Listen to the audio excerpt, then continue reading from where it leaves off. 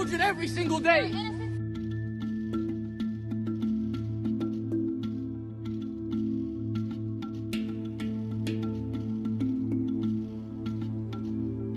So you do takeaways? Yes.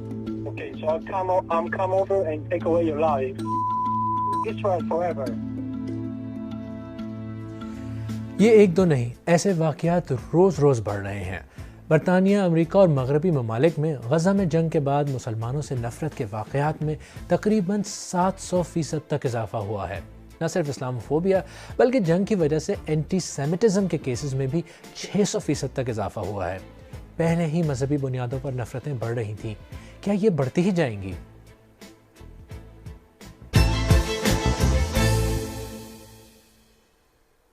ہم میں سے شاید ہی کوئی ہو جس نے واٹس ایپ، فیس بک وغیرہ پر کوئی ایسی ویڈیو نہ دیکھی ہو جس میں کسی مسلمان کو اس کے مذہب، اس کے حجاب یا داڑھی کی وجہ سے نشانہ بنایا گیا ہو۔ شاید آپ خود بھی کسی کو جانتے ہوں جس کے ساتھ ایسا ہوا ہے۔ مغربی دنیا میں یہ نفرت کس حد تک بڑھ گئی ہے، اس کا اندازہ غزہ میں جنگ شروع ہونے کے فوراً بعد امریکہ میں ایک مسلمان فیملی پر وحشیانہ حملے کی داستان سن کر ہوتا ہے۔ A 71-year-old man sitting on top of a 6-year-old kid, stabbing him more than 26 times, and he was looking in his eyes. You tell me what type of man he can do that. 6 برس کے ودی الفیوم کا قتل انتہائی بے رحمی سے کیا گیا۔ فٹ بال کے شوقین ودی اپنی والدہ کے ساتھ امریکی ریاست ایلینوائے میں کرائے کے ایک مکان میں رہتے تھے۔ اس حملے میں ودی کی والدہ بہت بری طرح زخمی ہو گئی تھیں۔ ودی کے 71 سالہ مکان مالک جوزف زوبا نے انہیں ان کے مذہب اور غزہ میں جاری جنگ کی وجہ سے نشانہ بنایا۔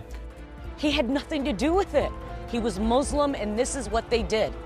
جوزف زوبا پر ہیٹ کرائم کی بنیاد پر قتل کا مقدمہ دائر کیا گیا ہے۔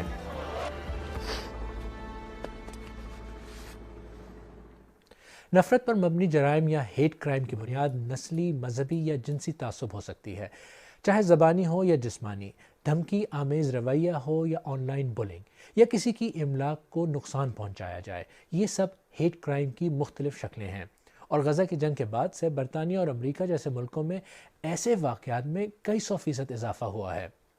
برطانیہ میں مسلمان مخالف واقعات میں 700% سے زیادہ اضافہ ہوا ہے۔ حماس کے حملے کے بعد تقریباً 2 مہینوں میں برطانیہ میں یہود مخالف واقعات میں 600% سے زیادہ اضافہ ہوا ہے۔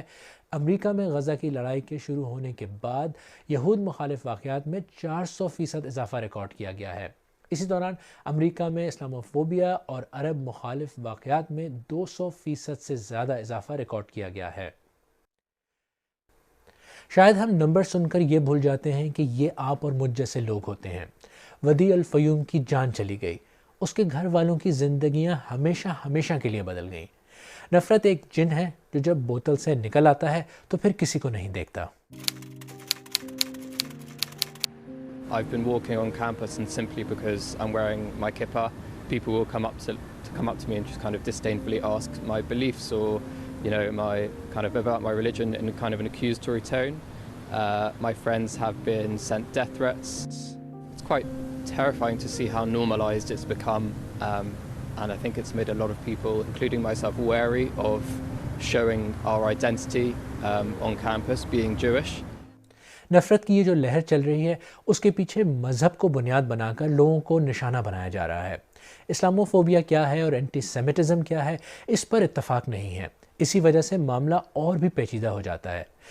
ڈکشنری میں عام ڈیفینیشن دیکھیں تو اسلاموفوبیا اسلام کا خوف اور اس سے نفرت ہے، خاص طور پر ایک سیاسی طاقت کی حیثیت سے۔ اس کے علاوہ مسلمانوں کے خلاف نفرت اور تعصب۔ اس نفرت کی وجہ سے عام مسلمانوں کو نشانہ بنایا جا رہا ہے اور ان کے خلاف تشدد کے واقعات ہو رہے ہیں۔ اینٹی سیمیٹزم یہودی مذہب سے تعلق رکھنے والوں کے عقائد، ثقافت، نسلی بنیاد پر تعصب، نفرت اور امتیازی سلوک ہے۔ زائنزم یا صہیونیت یہودیوں کو فلسطین میں آباد کرنے کی تحریک کا نام ہے جو 19ویں صدی میں یورپ میں سامنے آئی۔ اس تحریک کے مخالف آوازیں اینٹی زائنزم کہلاتی ہیں۔ ان ڈیفینیشن کے مطابق اینٹی سیمیٹزم اور اینٹی زائنزم مختلف ہیں۔ جب سے جنگ کا آغاز ہوا ہے تب سے معاشرے کے مختلف حصوں میں مذہب کے بنیاد پر لوگوں پر حملے ہو رہے ہیں اور نفرت میں اضافہ ہوا ہے۔ کیا دنیا پہلے سے بھی زیادہ پولرائز ہوتی جائے گی؟ دنیا بھر میں بھی اور ان ممالک میں بھی جو ایک معاشی کرائسس ہے، ایک وسیع تر ایک دور رس معاشی بحران ہے، اس میں بھی ایک بڑی فطری سی بات ہے اور ایک سیاسی عمل ہے کہ جو دائیں بازو کی قوتیں وہ طول پکڑتی ہیں اور اس کی وجہ سے جو ہے وہ پولرائزیشن بڑھتی ہے. اور دائیں بازو کی قوتوں کا طول پکڑنا جس طرح کے وائٹ سپریمیسسٹ گروپ ہیں, ایکسٹریمسٹ گروپ ہیں, کرسچن فنڈامنٹلسٹ گروپ ہیں, ان کو طول پکڑنے میں حکمران طبقے کی بھی کچھ پرتیں ہیں جو ان کو بحران کے وقت اور بحران کے دوران جو ہے ان کو جو ہے وہ فنڈنگ دیتی ہیں, ان کو تقویت دیتی ہیں الگ الگ براہ راست, ڈائریکٹ اور انڈائریکٹ, براہ راست و بالواسطہ طریقوں سے. اور ان رائٹ ونگ ایک وسیع تر معاشی بحران اور دائیں بازو کی قوتوں کے طول پکڑنے کی وجہ سے بھی جو ہے وہ سماج میں پولرائزیشن بڑھتی ہے. یہ بہت ہی کمپلیکیٹڈ سچویشن ہے, مگر جب تک اس بارے میں سیریس ایکشن نہیں لیا جائے گا پرابلم سالو نہیں ہوگی. برٹش ممبر آف پارلیمنٹ سارا ارنز نے ایکس پر لکھا کہ جہاں اسلاموفوبیا کے واقعات بڑھ رہے ہیں, منسٹرز ہاتھ پر ہاتھ رکھ کر بیٹھے ہیں. پارٹیوں کی جانب سے اسلاموفوبیا کی ڈیفینیشن کو بھی نہیں مانا جا رہا.